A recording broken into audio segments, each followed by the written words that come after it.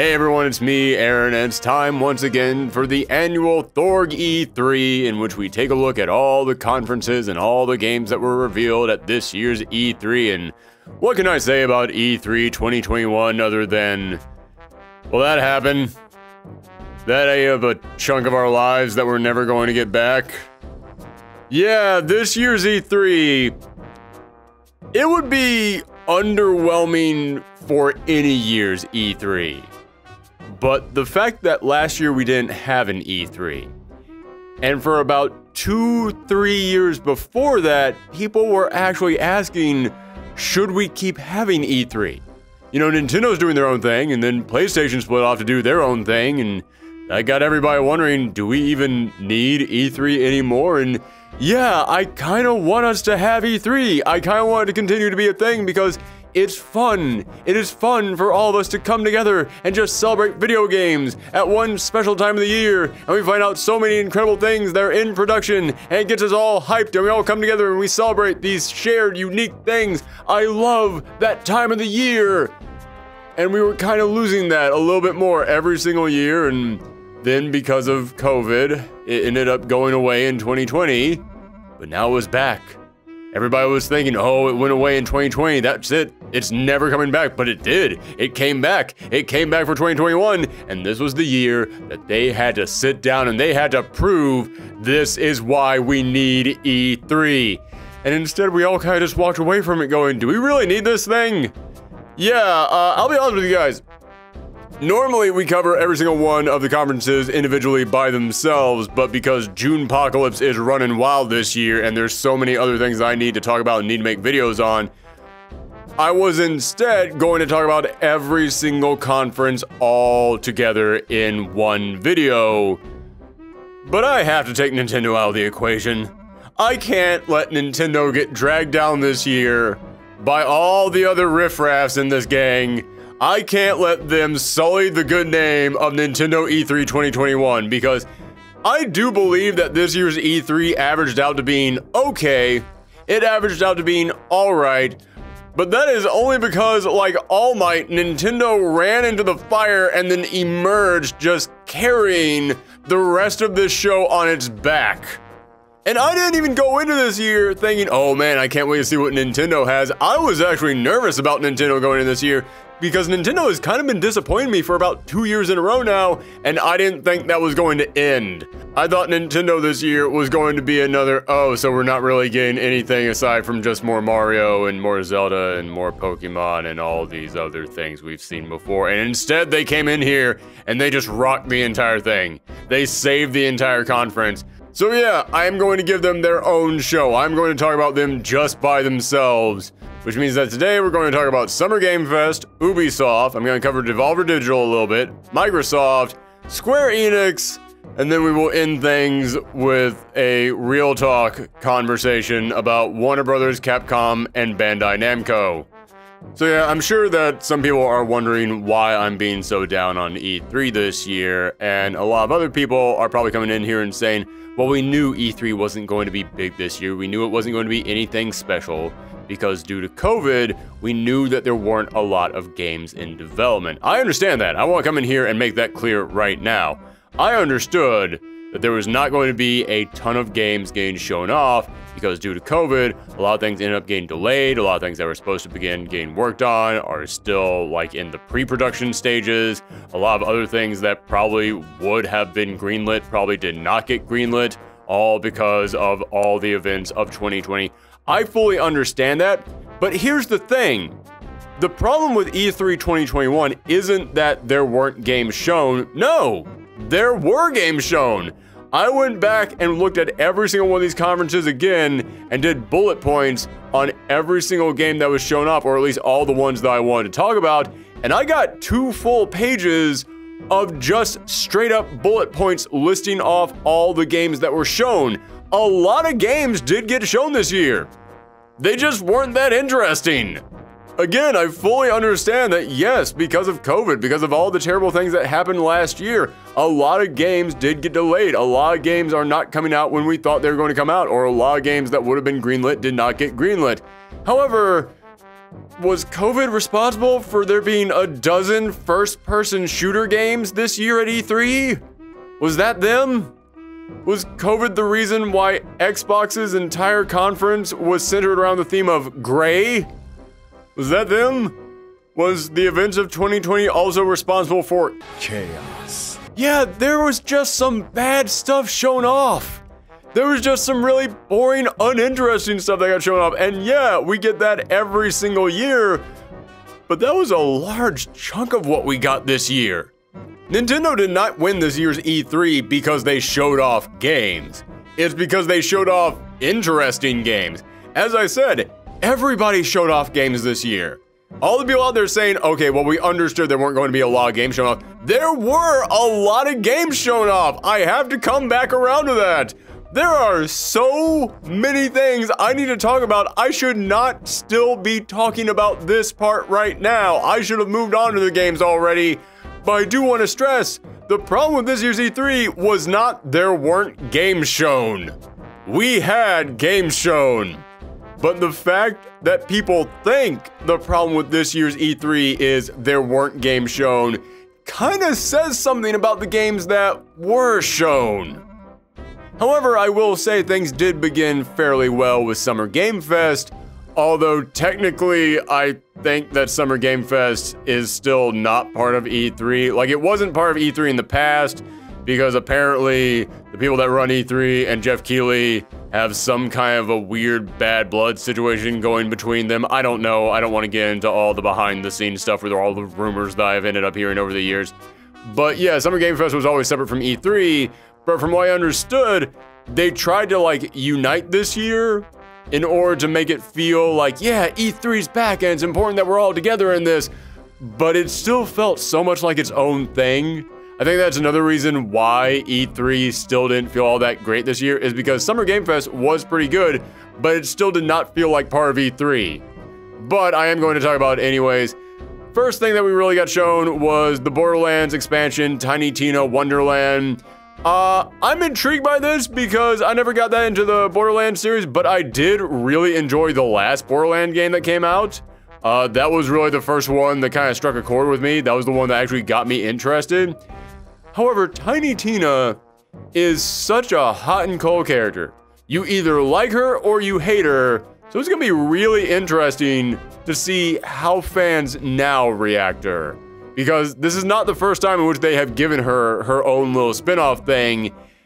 And yeah, as I said, I remember some people loving it, I remember some people hating it, but it's been a couple of years. Borderlands a little bit different now, we're gonna see what they do.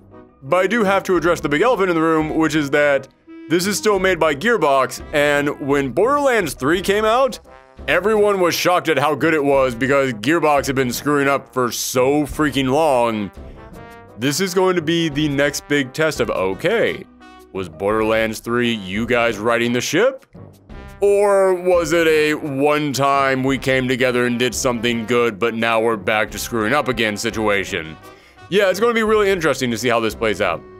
Next thing that got revealed was Metal Slug Tactics. I am always in favor of whenever a company goes, hey, what's that old thing that we haven't done anything with in a while? Let's bring that back. Are there still fans of it? Cool, let's give those fans something. This is a perfect example of that. Even though this is not a traditional Metal Slug game. This is a tactics game, whereas Metal Slug was a run and gunner. So it's gonna be really interesting to see how it adapts. However, I can totally see how these things would adapt. And that opening cinematic was just nothing but pure love for the Metal Slug saga. Like, that opening cinematic, I just watched that going, wow, whoever worked on this thing loved the hell out of Metal Slug, and they knew that there was a fan base that loved the hell out of Metal Slug. If you don't care about Metal Slug, all this means nothing to you, but I am just so happy that a fan base out there got a thing again. Whenever a fan base doesn't get anything in a long time, I'm always happy when they receive something. And the last thing that Metal Slug did was a mobile game, which looked okay, but come on guys, people want to be able to play on a controller. They want to be able to play on a TV. It's kind of nice that they're getting this, although it's interesting that so far it's only coming to Steam. Like, it's very weird it's not coming to any consoles last time I checked. But it's probably gonna be Steam for a while and then eventually come, but we'll see what happens there. Next up, Salt and Sacrifice. which is the sequel to Salt and Sanctuary, which was essentially like an indie 2D Dark Souls. Like, I mean, it had all the Dark Souls stuff. It had lore, it had weird, ominous, dark fantasy visuals, it had dodge rolling. It was a Dark Souls game, just on a 2D plane. And I played it and I liked it, but it just felt like it was missing something to me. Like, I could tell they were going for that Dark Souls style, but it just was sort of missing the imagination of Dark Souls. While at the same time, you could just tell it was trying way too hard to be Dark Souls rather than establishing its own identity. So I am intrigued to see what will happen if these guys are allowed to make a sequel. I am intrigued to see, okay, are you guys going to differentiate a little bit more? Are you going to become more of your own thing? I do want to see where this goes. Next up is Anacrusis. And man, I am so split on this game. Because Anacrusis, I do like that it's essentially going for 70s sci-fi. Is essentially you're on some kind of a space station, but everything has that like 70s nightclub aesthetic to it. Every article of clothing anyone is wearing screams 70s. The design of all the levels looks like they're covered in shag carpeting. I really do enjoy that they are leaning into that aesthetic so much. But oh my gosh, those monsters look horrible. And they all look exactly the same. Like, you look at the playstyle of this, and it looks like it's supposed to be sort of like a Left 4 Dead, except you're in space and you're fighting aliens. But when you play Left 4 Dead, there isn't just one zombie chasing you, multiplied by 1,000. And yeah, I do know at the end of this thing, we do see that there are variations to these monsters. There is the big brute that comes in there at the end. But I'm not talking about variations, I'm talking about just the design of the basic zombies. In Left 4 Dead, they all have different designs. Here it is the exact same. I don't even think it's that interesting for one monster, let alone multiplied by 1,000. It just doesn't look interesting. It's not something that I want to see 1,000 of coming at me. It just does not look interesting to me. And it's a shame because aesthetic-wise, yeah, I would totally be down with this cast. I'd be down for this location, but man, those monsters look so boring. Next up, Dark Pictures House of Ash. This one is going to divide a lot of people because I love the Dark Pictures anthology. I know a lot of other people out there don't, and believe me, I understand why people don't. They're not really well-written games. They don't have the best characters. A lot of the decisions you make in there are kind of BS. I get the problems with it, but I'm a sucker for narrative-driven games where your decisions actually change the course of the story in major ways. And yeah, the Dark Pictures anthology scratches that itch for me. And this one, it is, as of now, the final installment. They only had 3 games in production. Originally, I think they were supposed to have 5, but then that was kind of a crazy thing to just give someone a 5-game deal. So they cut it down to 3, and this is the final one, the installment. And I'm going to be very intrigued to see whether or not we get more from there, because I know the first game sold well. I think the second one didn't sell all that great, so this is going to really kind of come down to how well this game sells. But this game, it has me asking a lot of questions about what could end up happening in this game, because I don't want to spoil too much. But in the first 2 Dark Pictures games, it all kind of came down to something supernatural is going on. Wait, it's not that. It's actually this thing that can be scientifically explained.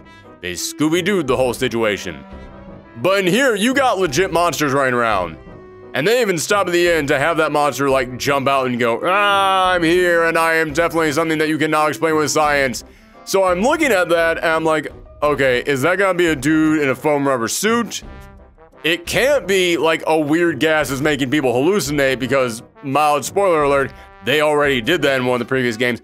I don't know how that monster can exist without it being a legit monster. So I want to see if this is the game where we actually get something supernatural in here.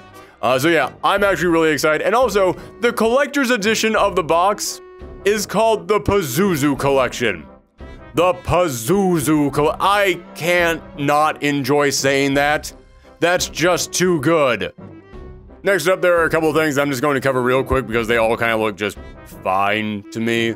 Plan of Lana, good art style. I didn't really get much of a sense of what the game actually is, but I mean, hey, it looks like a charming indie game. Endless Dungeon looks like a fine, decent enough tower defense game, I guess. Tower defense roguelike. I couldn't quite tell exactly what it was supposed to be. However, it is made by Sega, and I just wanted to stop real quick and say, Sega's been killing it recently, and I don't think enough people are recognizing that. Like, I've seen people saying Sega hasn't been doing much, and I think they're just saying that because there hasn't been a Sonic game in a while. You guys know that Sega does more than Sonic, right? Like, the Yakuza games are them, all the Atlas games are them, so that means Persona is them. Streets of Rage, which I know that another studio made that, but Sega was still smart enough to go, hey, we got this thing, this talented company out there wants to make another installment, let's let them do that. Sometimes a smart decision by a company is just finding the right people to handle something other than you. So yeah, Sega is willing to do that now. I mean, heck, there's a new Alex Kidd game coming out, and it looks pretty darn good as well. So yeah, I just wanted to stop real quick and just say, yeah, Sega doing pretty darn well, and if Sega is doing this, all right, I'll check it out. Like, you've done enough good stuff over the years that I will give you the benefit of the doubt on this. Tunic looks really darn cute, and this thing has been at the last couple of PAXs that I've been to, and I've gotten to play a little bit of it. And yeah, it's fun enough. It's totally fine, but I am intrigued to see what all they've done in the last 2 years since the last time that I was able to check this thing out. Tribes of Midgard looks fine. It looks I'll be real with you, it looks like something that everybody's going to forget about soon enough. I'm down with Norse mythology, but this game just did not look like it had enough personality, honestly. Speaking of not having enough personality, Overwatch 2, everybody! Yes, they had somebody working on Overwatch 2 come out, and they said, alright, here's 2 character redesigns that we did, and I say this as a fan of Overwatch. What the hell are you talking about? Like, when they showed Samra and they went, oh, this was a very difficult redesign that we had to do, I was like, you changed the little, like, thing that she had in her hair. That was like 90% the change that you made to that character.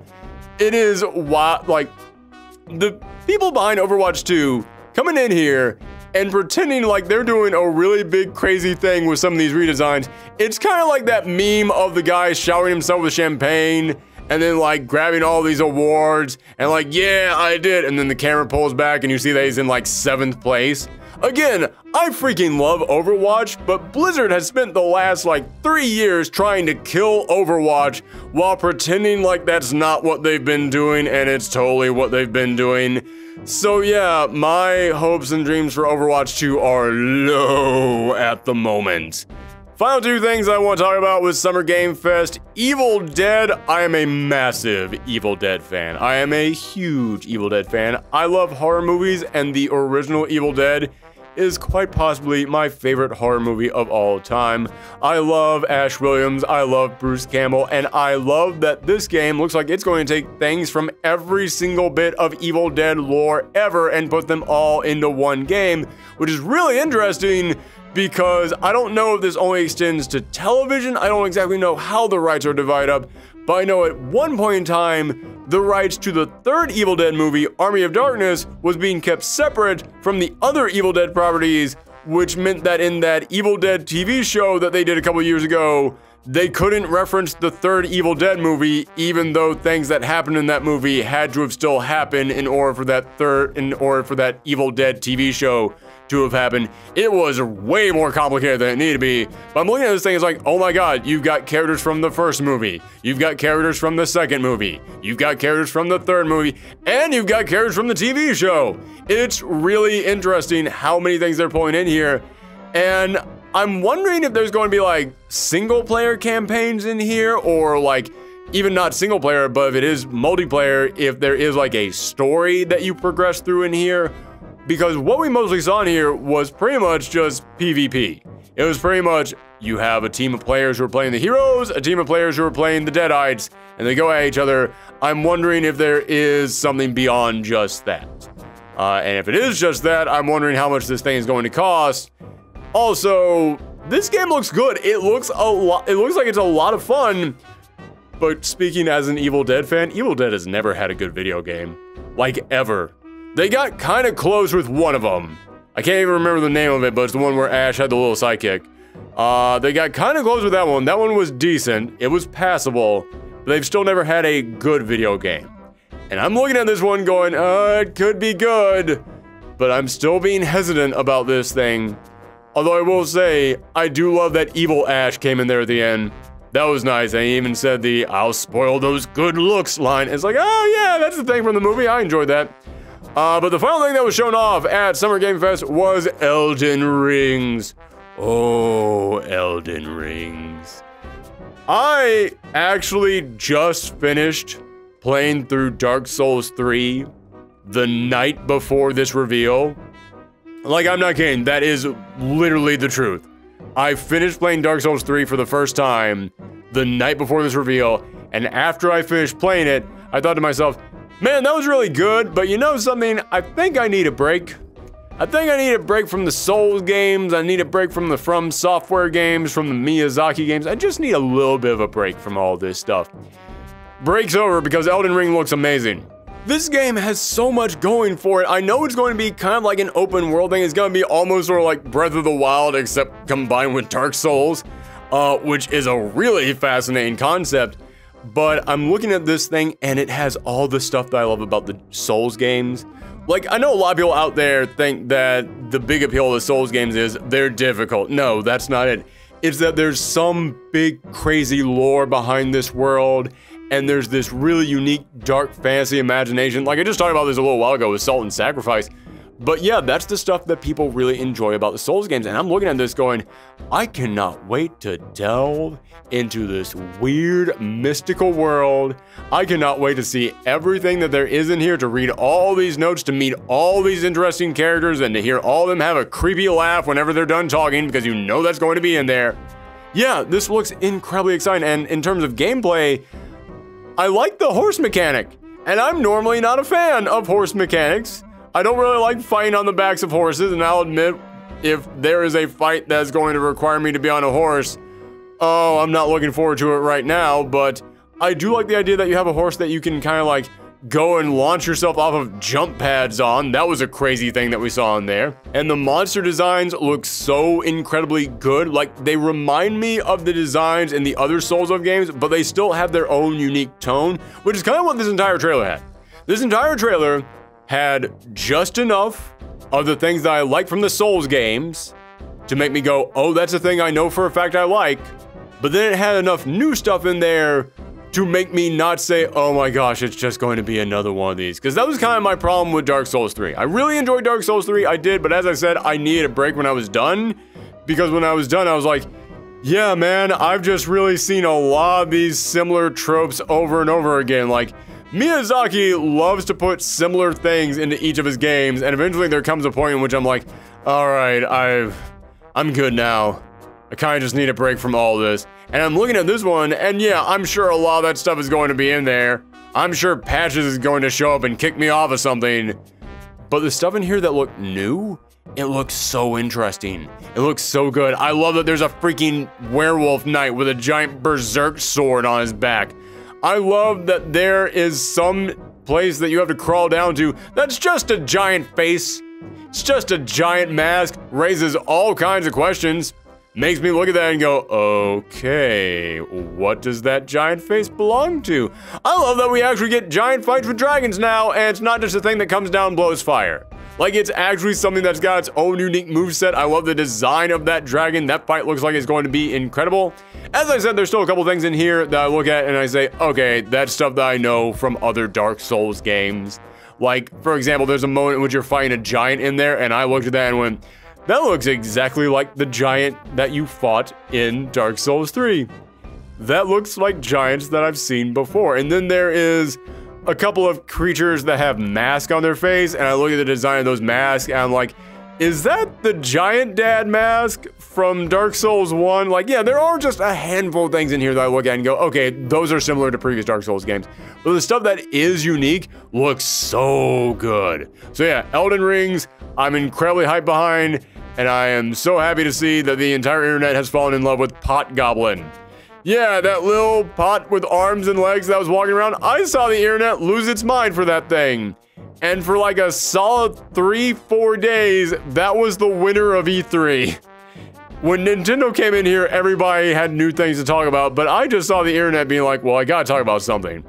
Pot Goblin. Pot Goblin, everybody. Everybody give it up for Pot Goblin, okay? Yeah, Pot Goblin.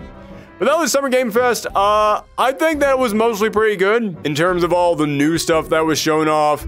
Metal Slug Tactics, that one really intrigued me. Dark Pictures, House of Ash, as I said, I'm just a big fan of that franchise, so I know that I'm into that. Then the Evil Dead game, we got some decent new stuff on that. And of course, Elden Rings really blew it away. But I'm looking at the list of other things that they showed off this year. It's like Tiny Tina Wonderland. If you're into Borderlands, I understand you being incredibly hyped for that. I am still not willing to be 100% on board with anything that Gearbox does. I know that people are really excited for Vampire the Masquerade Blood Hunt, but I would have liked to have actually seen some gameplay in there. Didn't entirely do it for me. And then after that, it was a lot of things I'm like, it's fine. It's totally fine. Salt and Sacrifice, alright, it's fine. Anna Cruises, there's some stuff I like in there, but some stuff that I don't like in there. Tales of Arise, not entirely sold on the art style yet, but hey, it's another Tales of game, so that's pretty good. That's pretty good. Endless Dungeon, Tunic, Plan of Lana, yeah, you know, it all looks fine. So, you know, it averaged out to being like a B-, I'd say. And if that is how the rest of E3 had gone, it would have been a pretty decent E3. We would have walked away from that and we would have said to ourselves, yeah, that was pretty good. We had some really good reveals in there. You know, I didn't remember everything that they talked about, but it was all right. But oh, how things turned around. Oh, how things turned around. Next up, I want to talk about Ubisoft. And this isn't as bad as the last Ubisoft conference. The last Ubisoft conference from 2019 was one of the worst E3 shows I had ever seen because it was nothing but Tom Clancy, Tom Clancy, Tom Clancy. I think there was something about Assassin's Creed in there. Tom Clancy, Tom Clancy, the Tom Clancy show featuring an assassin. And then I think they also talked about, what was it, that Gods and Monsters game that they showed for like 5 seconds. Yeah, holy cow. That was one of the most disappointing things I had ever seen from an Ubisoft show. And this year was definitely better. I'll give them that. There were only 2 Rainbow Six games that they showed off, although I will say this, I don't care about Rainbow Six, like, at all. If that's your thing, then hey, that's totally cool. That's fine. But I was talking to someone who is a Rainbow Six fan.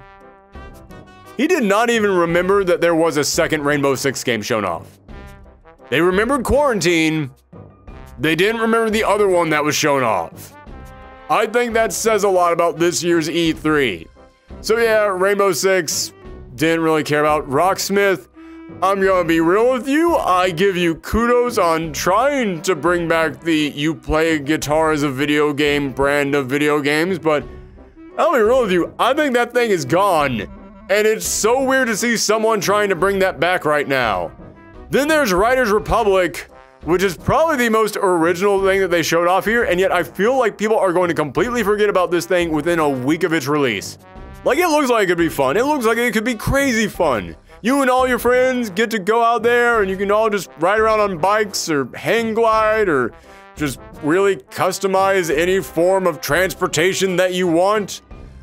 But I looked at that and it's like, this is the kind of thing that I can see people really getting into for like a day or 2 days, and then after that, they're like, all right, I did that. Like, I don't see the thing in there other than you're hanging out with your friends on fake bicycles that is going to keep people coming back to this. I really see like no reason why this thing would have like a long lifespan. We found out that the Ninja Turtles are coming to Brawlhalla. Brawlhalla is shockingly bigger than I give it credit for. I keep thinking that Brawlhalla is like this little tiny niche thing, but then you find out like second only to Smash Bros in terms of big platformer crossovers. It's crazy how many things exist in there. We got Just Dance, which we always got Just Dance, nothing of interest to talk about there. Far Cry 6, we found out a lot more about Far Cry 6. But I'll be real with you guys, this is one of those ones in which I know there's a lot of people saying, oh no, E3 was pretty good this year, and I will admit, a lot of it just simply comes down to the fact that I'm just not into a lot of the games that were shown off. Far Cry, I know it has its fan base, I know it has its fans, I do not care about Far Cry. I have tried multiple different installments, but that repetition of, okay, go to this base, free this base, go and find this animal, collect this thing from it. Now you can get this thing made. Go free that other base. It has no impact on me. I get bored with those games so incredibly quick. I will say this one looks good. This one looks arguably the most interesting out of any of the Far Cry's that they've done so far. I'm actually very intrigued by this one, but in my heart, I know it's a Far Cry game and I know I'm just gonna get bored with it all over again. However, in the season pass, they revealed that they're going to have special campaigns where you get to play as all the previous villains, like Voss from 3, and then Pagan Min from 4, and then What's-His-Face from the last one that I have completely forgotten about. Yeah, it's very interesting that it's not just like skins either, which would make no sense in a first-person game. But no, these are like unique campaigns in which it almost looks like the characters are dead and they're going through hell. They're going through like some kind of a mental breakdown, each of them. And that is so bizarre to me. That's one of the most bizarre things I can think of anyone doing as a season pass DLC. And I almost feel like this should just be its own game. Like, don't make this tied to a new Far Cry game. Make 2 Far Cry games. Make Far Cry 6 and then make Far Cry Dante's Inferno or whatever you want to call this thing. Because again, it kind of looks like it's just the villains going through hell. I do kind of love that Voss, this guy who tortured our protagonist in 3, there's a moment there in which you clearly see the dude bro protagonist of 3 now like torturing him, and I'm like, okay, this is a whole new dynamic and I do not know how to deal with this. So it is intriguing. It's very intriguing. But again, in my heart, I know it's a Far Cry game and I'm just not that interested in it. Mario and Rabbids Spark of Hope. Yes, there is a sequel to the Mario and Rabbids game, which if there was ever an award given out for a game that really should not work, and yet shockingly it did, it's Mario Rabbids. Because you tell me that Mario is teaming up with the Rabbids game for an XCOM tactical shooter? I would have looked at that like it was the dumbest thing I had ever heard, and yet the game is actually super fun. And it's actually like a really well-made game. And of course, we have to talk about the fact that this game got leaked before the Ubisoft show even began by Nintendo, who accidentally published on their online store hours before the show. Like, I guess someone just said to AM instead of PM. I don't know what happened, but for some reason, Nintendo leaked Ubisoft's big announcement. And in a weird way, I'm almost happy with that, because as I've said many times before, I don't like Ubisoft. And it's not just because of their games and they keep pumping out Tom Clancy games. No, there's also some behind the scenes stuff there of why I just really don't like Ubisoft. So I'm kind of glad that Nintendo leaked this one, because it makes it so that in my mind, I can mentally separate from Ubisoft and almost make this a point for Nintendo. But it actually looks kind of fun. This one looks, they're taking to the stars, and now you got Rabbid Rosalina in there. And again, if you have not played the Mario Rabbids game, you're probably watching this trailer like, why does everyone love this thing? Because if I hadn't played the Mario Rabbids game, I'd be looking at this going, why does everyone love this thing? Because it just looks like such a weird combination. And these look like just such weird, bizarre parodies of these characters. I'll put it to you like this. Mario Rabbids has a rabbid that dresses up like Princess Peach, and her running gag is she is obsessed with taking selfies. That sounds like the most cringe-worthy thing you could possibly describe to me, and yet it was hilarious. And yet it was one of the funniest things I saw in any video game that year. And I still feel bad admitting to that, because again, did you hear that description? It sounds terrible. But it wasn't. It was actually kind of great. So yeah, if you want to give me more Mario Rabbids, that sounds pretty good. And Rabbid Rosalina, her whole running gag is that she's just done. She doesn't want to help out the team. She's just tired. She's just slumped over in her chair. I love how much that just contrasts with actual regular Rosalina. But that brings us to the final thing that Ubisoft wanted to show off, which was, of course, as everyone knew, Beyond Good and Evil 2 not appearing. Yes, I know. Can you believe it? Oh, we all came together and made it happen, everyone. Beyond Good and Evil 2 not appearing again. Wasn't that a treat? Oh my god, has it been like 3 years since we heard anything about that game? Which, in all fairness, the guy who was working on that game, the guy who was like the big head of that entire project, remember how I mentioned there's things I don't like about Ubisoft that involves behind the scenes stuff that's way too serious to get into here? He was involved in that, so he's gone. Yeah, as I said, Beyond Good and Evil 2, I don't think that thing is ever going to happen. I really don't, and in a weird way, knowing like all the things that went on wrong behind the scenes, knowing the troubles that could still be coming from this thing, knowing how much Ubisoft is really trying to push in a direction that is completely different from the previous Beyond Good and Evil, I almost don't want this thing to get made because I got a real feeling at this point in time that there's no way it's going to turn out well. I would love to be wrong. I would love for this thing to come out and for it to be everything that everybody wants and for everybody to be happy with this thing and for it to work out for everyone. I would love for that to happen. But man, I got that spidey sense tingling. I got that spidey sense tingling that, ooh, we are not going to see that happen. That is not the game that's being made right now. I've seen this too many times before.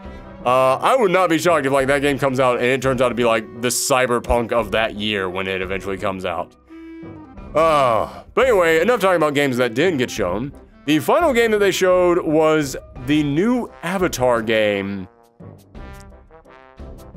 I have nothing to say about this at all. Just like I have nothing to say about the 6 Avatar movies that Disney is working on, or the like Avatar sequels that James Cameron kept trying to get made for years, or about the original Avatar. Avatar, here's a spoiler for that Loki show. If anybody's been watching the Loki show, there is a moment in the very first episode in which Loki finds himself in this place that is like outside of space and time, and he opens up a desk drawer, and there's just a bunch of infinity gems in there.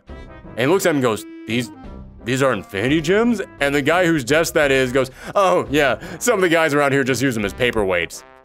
That to me is what Avatar is.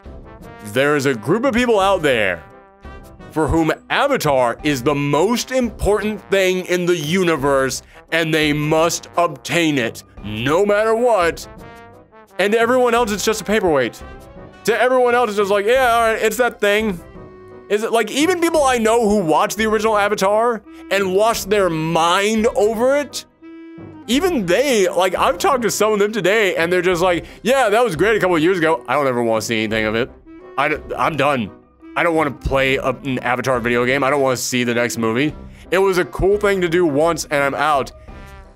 And it's so weird that ever since that original Avatar film came out, we have had like, what is it, like 10 years now? Like 10, what, 15 years? How long has it been since the Avatar film came out?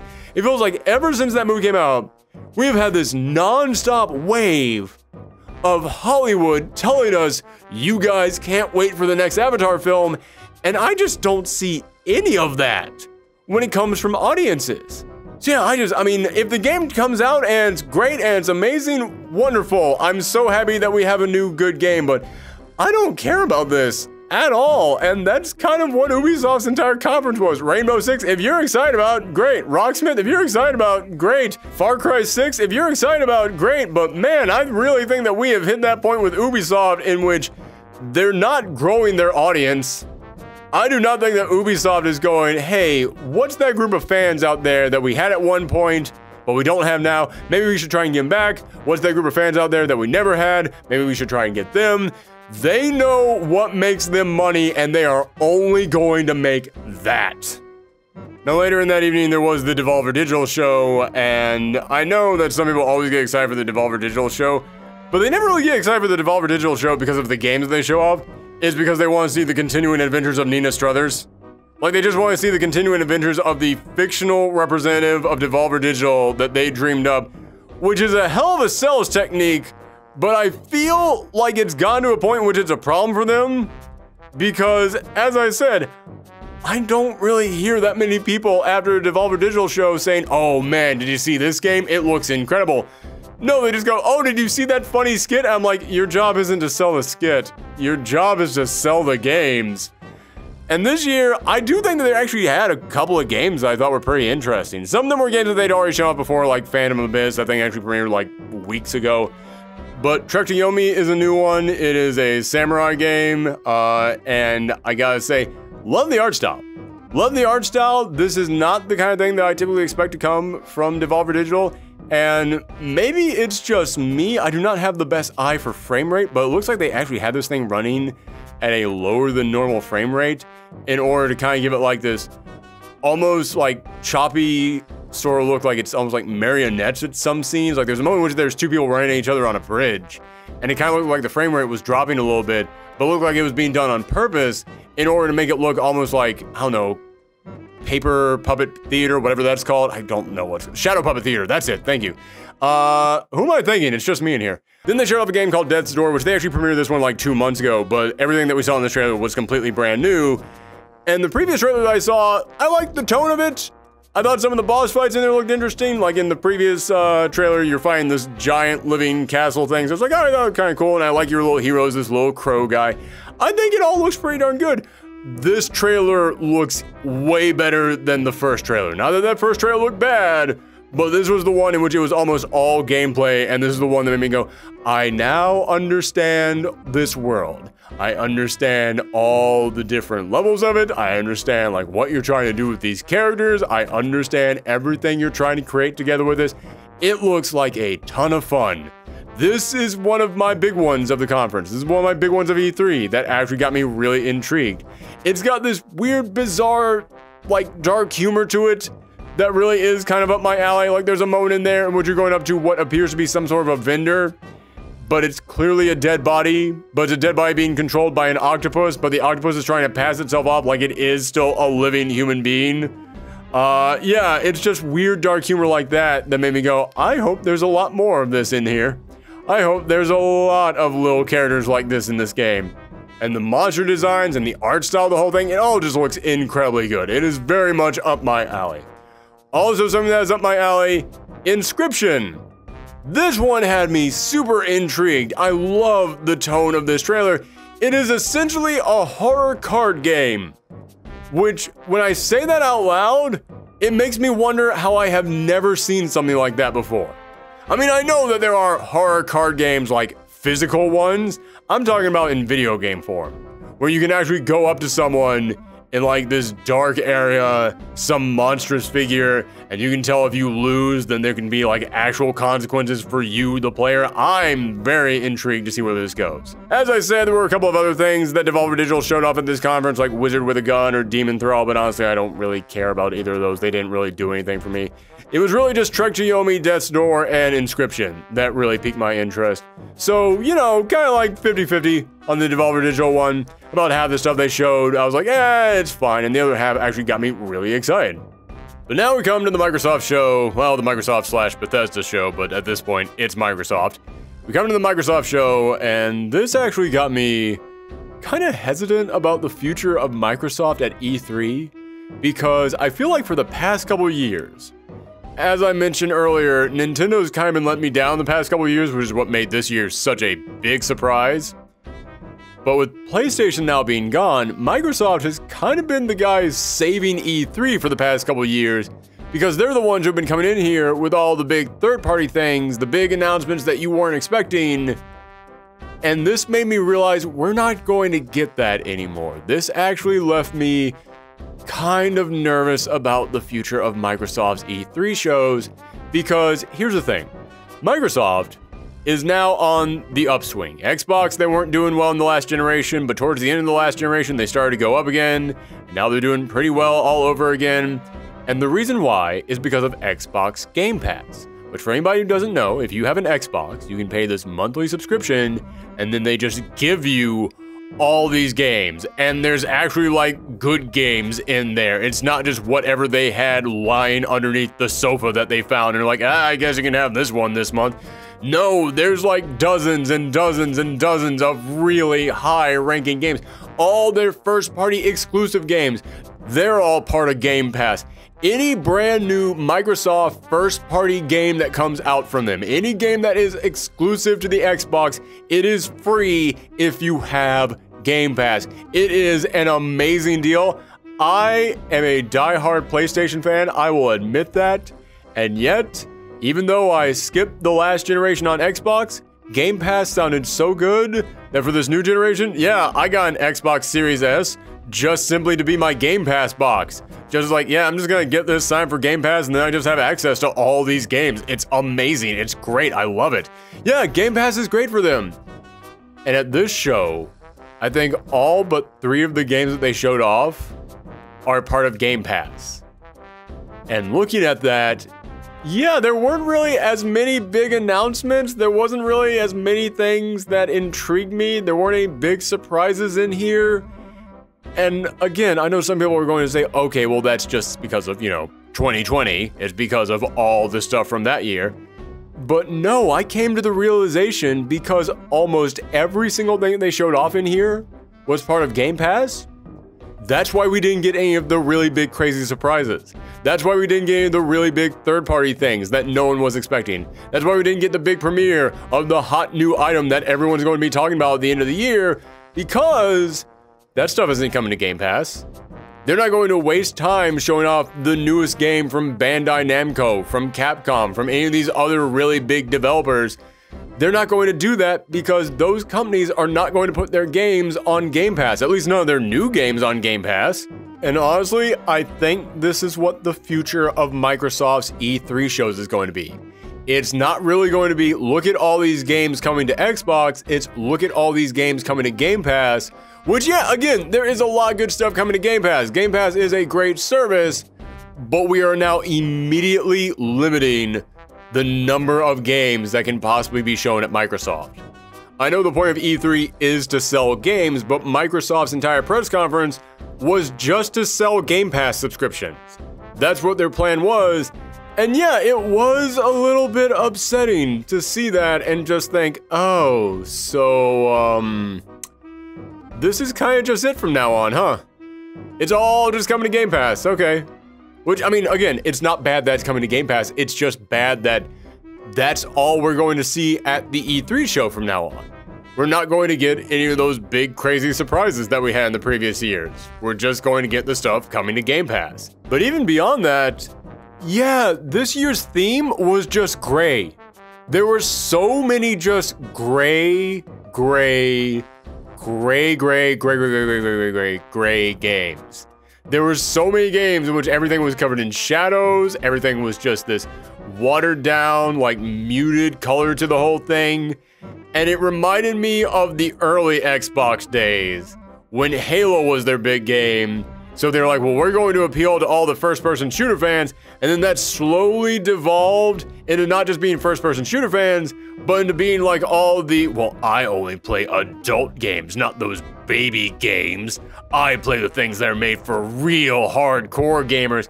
And I was watching this, and it's not like we got a bunch of dude bro games in here. It's not like that's all that they showed off. No, but it definitely kind of had that feeling of, all right, we're definitely going for the more mature gamers out there. And again, that's fine. That is totally 100% fine. But man, did I miss variety. Man, did I miss that in here. I really think the only like 2 colorful games that we got in here was Slime Rancher 2, which that was a legitimately interesting reveal. That, out of all the reveals in here, that's like one of the only ones that I didn't know was actually coming. It was actually a big deal that that actually got shown off here, and I did not play Slime Rancher, but my wife loves that game, and after that got revealed, I then went to her and I said, hey, honey, did you see that Slime Rancher 2 got? And then as I looked at her computer, she was on Steam, literally adding it to her wish list as I was asking if she had seen it. So yeah, that was actually a pretty good reveal. But then there was also Party Animals, which, again, that game looks fun. It looks like Gang Beast a little bit, except you're all in Kigurumi suits. But we've kind of known about this game for a long time. Like, I feel like this is the first time it's been officially shown off, but they've had streamers playing this for months now. So it kind of feels old to me. Like, I looked at that, I was like, oh yeah, that's not out already. That's actually still on the way. It's kind of shocking that it still isn't out. And then there was Psychonauts, which I am massively looking forward to Psychonauts. I love the original Psychonauts. I can't wait for the new Psychonauts. We have been seeing Psychonauts for, what, 4 years now? We've seen it. There is no point in continuing to advertise this thing. Like, if you are down with Psychonauts, you are already invested. So yeah, even though that's something I'm looking forward to, it was impossible to get excited about because I'm already as excited as I can be. I've used up my excitement for it. You've shown it too much. So yeah, I feel like out of all the games that they showed off in here, there really were only a handful of them that stood out. And again, I have to come in here and state this again because I know there are people out here saying the reason E3 was bad this year is because nobody really showed off any games. There were games shown off. I wrote them all down here. Believe me, Microsoft showed off a lot of games. Just a lot of them kind of all just blurred together in our minds. I don't think a lot of them really stood out. So I do applaud the ones that stood out, but man, there were not enough of them. So let's go ahead. Let's talk about some of the other games that they showed off. This thing opened up with Starfield. It was very interesting seeing Todd Howard come out there and not have a massive blood cult that was cheering him on and saying that he can do no wrong. And it was weird because it was like, oh, you actually seem more reserved and restrained and mature about this whole thing. You're not making a ton of jokes about how bad your products are. I like this version of Todd more. Can we get this version of Todd more? So yeah, we got him to come out there and he finally showed off Starfield, which was a thing that they referenced like 3 years ago, I want to say, but all it was just a logo. All it was just them coming in here and saying, yes, we're finally working on a brand new IP, which, hey, kudos to them on that. I think that's a great thing to see Bethesda working on brand new IP. And we finally got to see it shown off. And it was a cinematic trailer, which, again, cinematic trailers are okay for announcements. But they're really only okay for announcements if you can look at the announcement and go, ah, I know what this is now. This is literally you're in space. That was it. That is all that announcement was. It was just, you're in space. And it's like, I got that from the logo you showed off 3 years ago. I got nothing from this. Like, I needed somebody in there telling you why you're doing this. I needed some kind of like, some exposition of someone talking a little bit about the plot or something. Is the plot just you go to space? Like, because as of right now, this could have been an ad for No Man's Sky. I don't know what this game is. Next up is Stalker 2, and I know that some people are really excited about this, but to me, it feels like I would be way more excited for this if, again, this wasn't a year full of first-person shooters and just gray aesthetics. I feel like this game just blurred in with so many other games that got shown off this year. And it does look like there's interesting stuff in this game. There's some kind of like dimensional distortion. There's monsters roaming around in this post-apocalyptic Russia, it looks like. You know, there's some cool stuff you can do there, but I don't know, compared to all the other things I saw this year, again, it just kind of left me numb. It just kind of blurred in with a lot of things I saw. Hell, even if I had have seen so many other things this year, if you had shown me this trailer and told me it was the new Metro game, I would have believed you. Like, I did not see enough stuff in this trailer to make me go, ah, yes, that's what makes this unique. Yeah, I feel like this could be a dozen other different games. I cannot get excited for this thing. However, I am excited for Back 4 Blood. Back 4 Blood is from the developers of Left 4 Dead. Anytime that you have some developers who make a thing that everyone likes, but then the studio that controls that property tells them, no, you can't make more of this thing that everyone likes. So then they say, screw you, we're going to leave and then make more of that thing that everyone likes all on our own. I'm always behind that. And that's what's happening here, so I applaud this. I think it is great. And yeah, the game looks super fun. It looks like Left 4 Dead. Left 4 Dead is an insanely fun game. So to all those people out there who think that I just don't like first-person shooters, no, you're wrong. Left 4 Dead's amazing. So I'm really looking forward to Back 4 Blood. Sea of Thieves, Pirates of the Caribbean tie-in. That is weird, but it makes 1000% sense. Like, if you're into Sea of Thieves, it feels like this was the DLC you had been waiting on. Like, this was the DLC that was born to eventually happen. I think it's cool that it's happening. And also, listen, Disney now owns like a third of all media.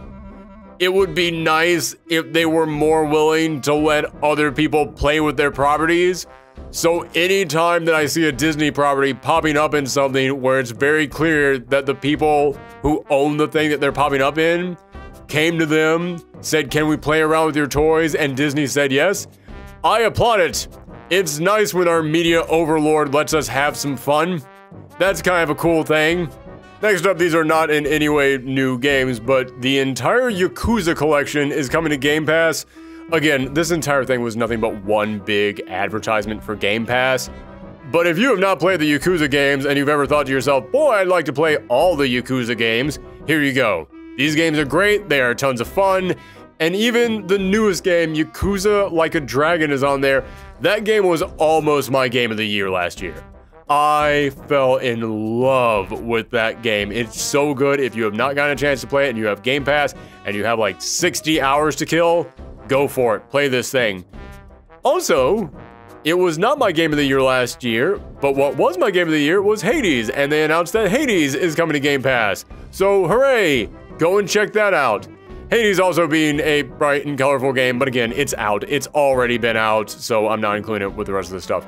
Battlefield 2042, another first-person military shooter in a sea of first-person military shooters. Yeah, it's, again, if you're into it, then awesome, but yeah, when I was just going back through and just listing off all the games that got shown off, this is another one of those ones that was like, you ask me 3 days from now, I will not remember this thing exists. I will just think that was, you know, Rainbow Six or Stalker 2.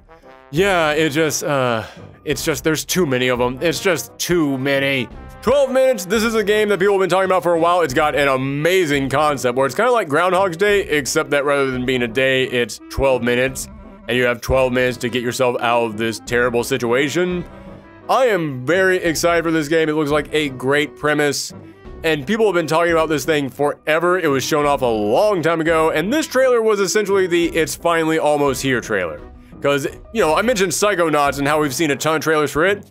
We haven't really seen a ton of trailers for 12 minutes. We got one, then we asked what happened to it, and now we got this one. So cool, that's exactly how many trailers you should have. Announcement, it's almost here. Done.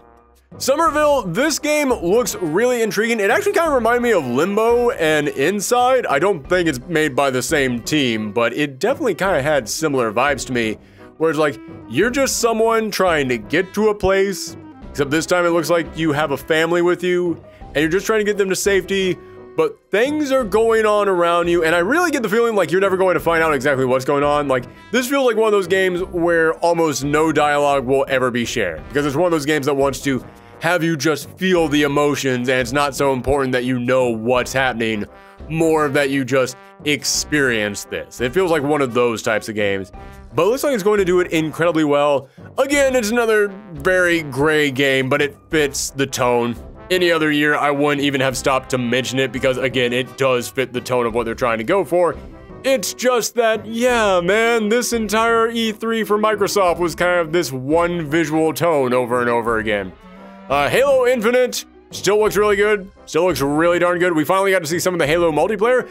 Man, I never got into Halo multiplayer, which I know is weird because that's supposed to be like what most people do with Halo. This looks like really darn good multiplayer. I am intrigued to know what big-time Halo fans think of this, but this multiplayer looks really good. Diablo 2, we knew that there was going to be this HD remake of the thing coming out. We got to see it. It does look nice running at 60 frames per second, but I will be real with you guys. This is from Blizzard, and Blizzard, over the past couple years, has lost all of my faith.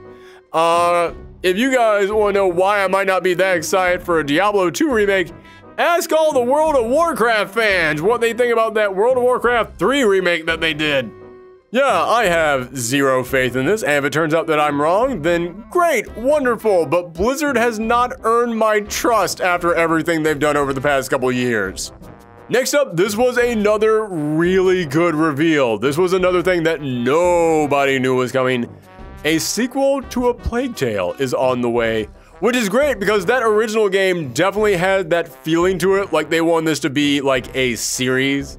Because that first one wasn't called A Plague Tale, it was called A Plague Tale Innocence.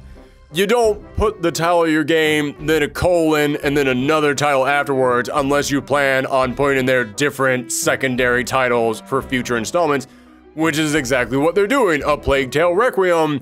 And yeah, it looks good. A Plague Tale, it was a good game. I am glad to see that this smaller development team succeeded enough that they're able to make a sequel to it. So yeah, that's great. Again, it's just a very gray, depressing looking game in a year full of gray, depressing looking games. Again, any other year I would not bother mentioning that, but holy crap, this tone is really starting to all merge together. Next up, Shredders is a new snowboarding game. Man, someone one day is going to make that snowboarding game that just gets really big and popular. Eventually, it has to happen. Statistically, it has to happen. Because I feel like every 2-3 years, someone announces a brand new snowboarding game. And then everyone forgets about it as soon as it comes out. So if Shredders is the one that explodes, that gets everybody talking about, then hey, God bless them. But I have zero interest in a snowboarding game, and it's starting to look like maybe the overall gaming landscape doesn't really care about snowboarding games. I don't know, I'm just basing that off of the past 2, 3, 4 snowboarding games that came out that no one cared about. Atomic Heart! I have no idea what this is. You want to talk about a trailer that explained nothing? Atomic Heart. It looks like interesting things are happening, but I haven't even the slightest idea of where to begin talking about this thing. It's another first-person game in a year that was low with first-person games. That's really all I got. I know nothing about this. I think this was a pretty bad trailer because it told me nothing. I have to stop and ask, is Atomic Heart a thing that already exists? Is this a remaster of something? Because so little is explained in here, it almost feels like they thought the name would do all the work. Hold on, I'm going to Google this. It has to. Stopping for a quick Google break.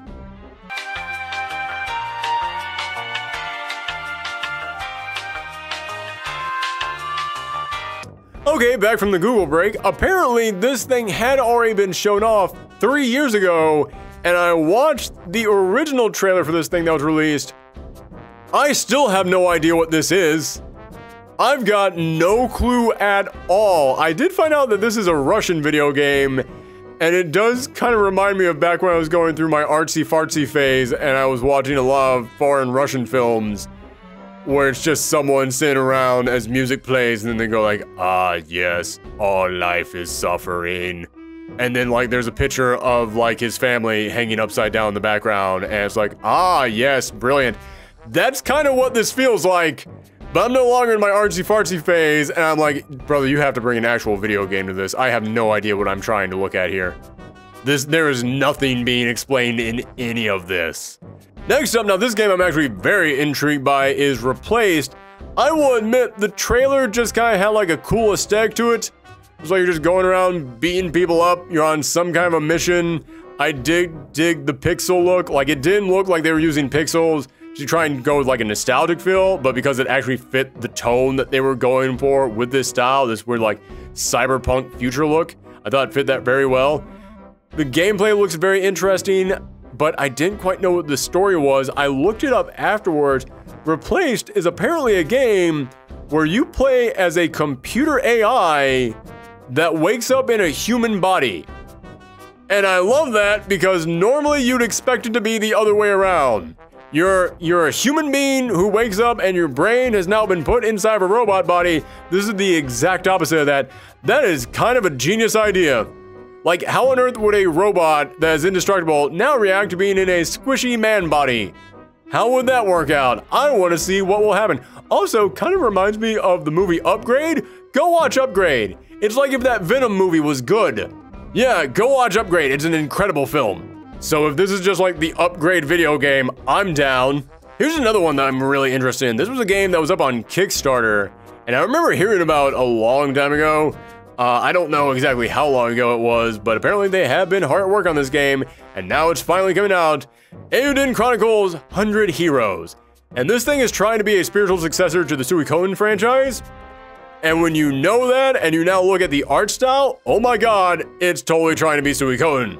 I don't necessarily mean the art style of the game itself, I mean more of like the character designs, more of like the box art design, because when it comes to the in-game design, that looks almost like this 2D on a 3D plane style that Octopath Traveler was going for, and I love that art style in Octopath Traveler, and it looks like it's going to be really good here. And also, every single one of the characters that they were showing off look actually interesting, like they've all got like stories and their own unique powers. Yeah, this thing has got me pretty much sold just from this one trailer. Like I still need to see a little bit more, but not that much more. I'm not handing you my money yet, but I'm reaching for my wallet. This looks pretty good. Then we got, okay, this is one that everybody's gonna kill me on.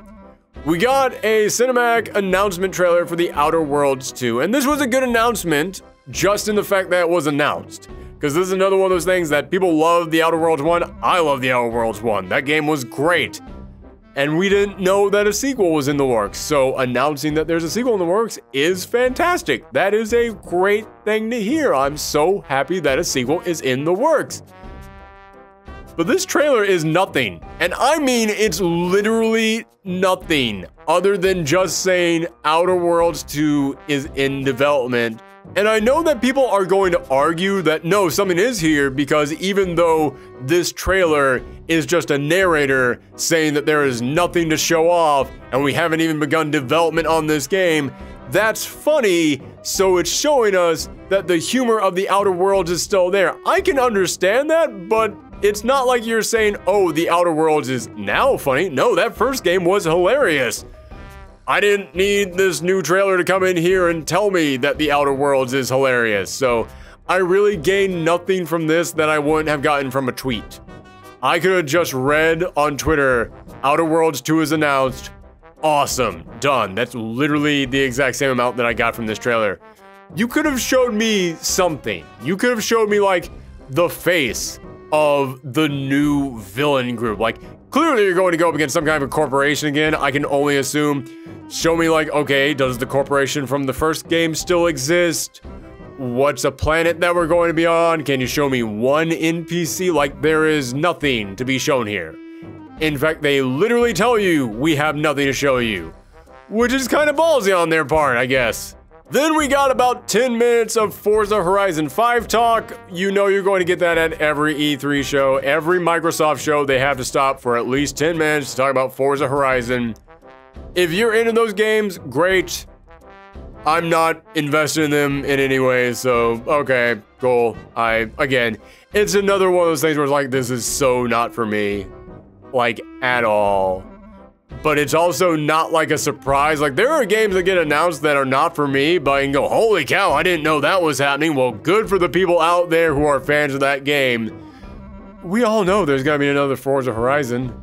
Like, I feel like they should just make that its own conference. Like, I feel like it shouldn't even be part of Microsoft anymore, because we know it's coming, there's no surprise. Just take like a 15-minute spot at E3 every single year, just come in here and go, alright, here's all the stuff you need to know about, we'll now take questions from the audience. Something like that.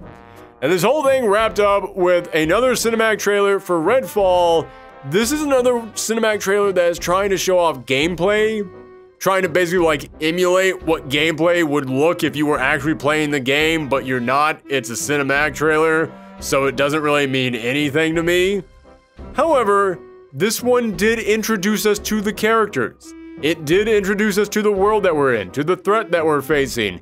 It did show off the style and the aesthetic of this world. It did give us some of the banter between these characters. So even though I can't look at what they try to show us in terms of gameplay and say, oh, so that's what this is going to be like, because I don't know if that's what this is going to actually be like, I can at least say, oh, okay, so that's the characters, that's all their personalities, that's how they relate to each other, that's how they're all designed, okay, so that's pretty cool. And I gotta say, I kinda dug some of the stuff that we saw in there. I do actually like the character designs. I like the one guy in there who's just trying to get footage of everything. Like, that's kind of a unique thing in a shooter. In like some team-based shooter game that one of your characters is all about documenting the thing. I don't think that's actually going to play in the gameplay. It'd be interesting if it did, but I don't think it will. But still, even if it doesn't, That's a unique character trait. I enjoy that. I like the lady who's got the little robot buddy. I like the guy who's got the crow. The other lady who's got the telekinetic powers. They look like they're an interesting cast of characters. Looks like it will be certainly an interesting game. But again, I know nothing about the gameplay. So it's kind of like a 50-50 reveal. It's kind of like, okay, in terms of cinematic trailers, I could have used some more stuff about, like, say, story, more of like a setup for what's going on, but you gave me a sense of characters, you gave me a sense of tone, a sense of the aesthetic, so you did some work. I wouldn't have ended on this, though. I would have ended on Starfield. And yes, I know I said that Starfield was kind of a bad trailer because it tells you absolutely nothing, but people were at least waiting for Starfield. This was a brand new thing. No one knew what Redfall was. So if you kick the thing off with the announcement of some brand new thing that nobody knew what it was, all right, cool. And then end on the thing that everybody was looking forward to, even if you only tell us the date, which, by the way, I didn't mention this. It's very weird that Starfield has a date for November 11th of 22. Like, if you came in here and said 2022, okay, great, that makes total sense. If you said November 2022, I'd be like, oh, okay, so it's coming at the end of the year. But they are planting their flag down on November 11th of 2022.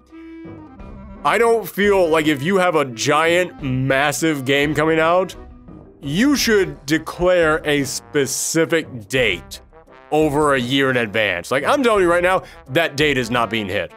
That date is not going to be hit. I can tell you that right now. And the final thing that Xbox showed off was that they are now in on the joke that their new console looks like a mini fridge, and they are selling a mini fridge in the shape of their new console. I love that. I think that that is the perfect thing to do when the entire internet points at you and makes a joke about you. Roll with that joke so hard that you can monetize it. That's the lesson from this. I think it is great that they're actually making a mini fridge from this. And if I actually had a need for a mini fridge, I'd probably buy it. I think that is one of those things that is going to be a hot selling item.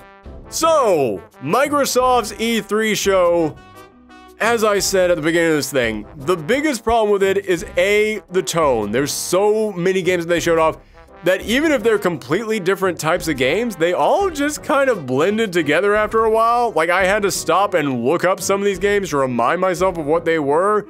If there was a little bit more variety in here, then it would have helped to divide all this stuff out to help some of these games stand out more.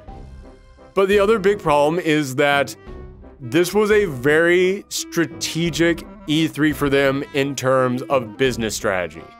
Because they did not want to come in here and go, video games are great, right? What they wanted to do was say, Game Pass is great, right? Here's the stuff coming to Game Pass, and all I could think was, I know there's a lot of other really cool games coming out this year that will be coming to the Xbox.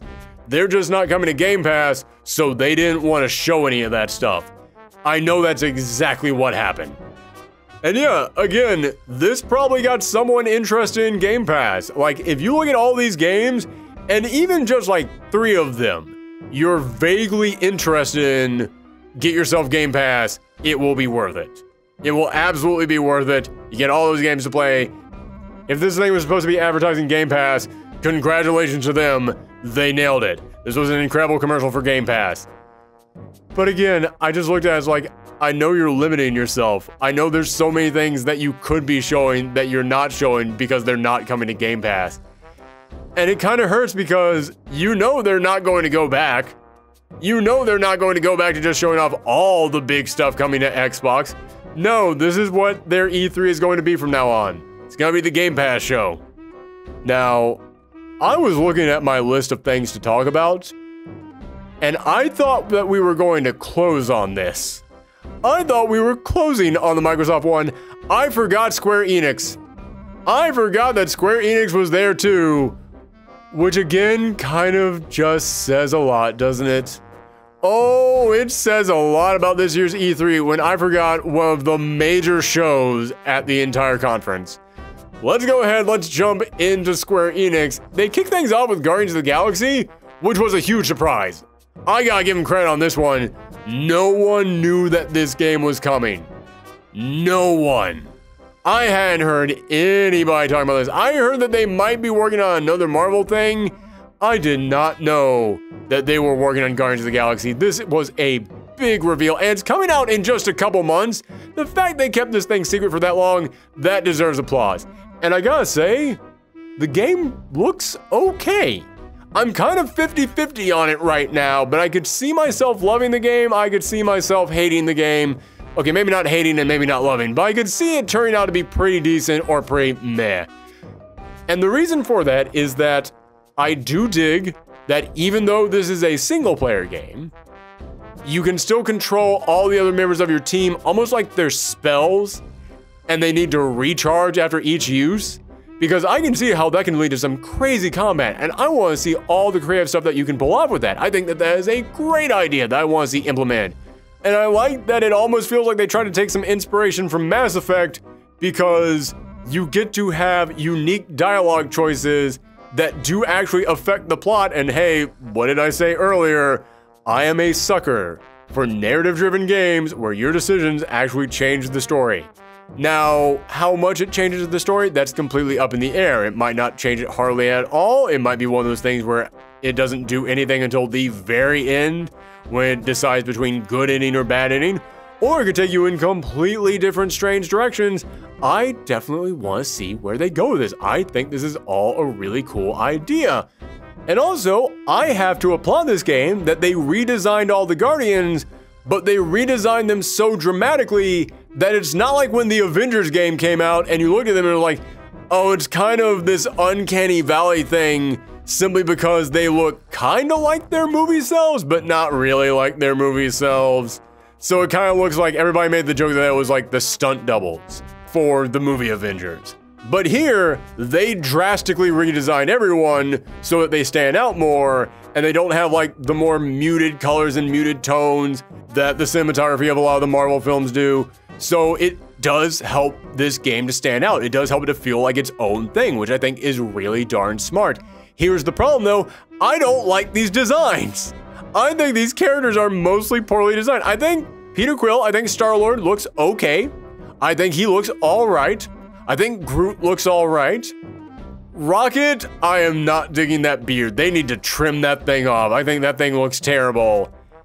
And Gamora, what did they do to her hair?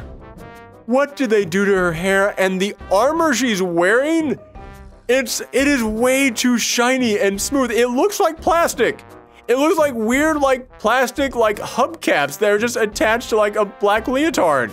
Her design looks pretty bad, but Drax is the worst. What they did to the markings on him, it just looked like somebody slathered him in paint.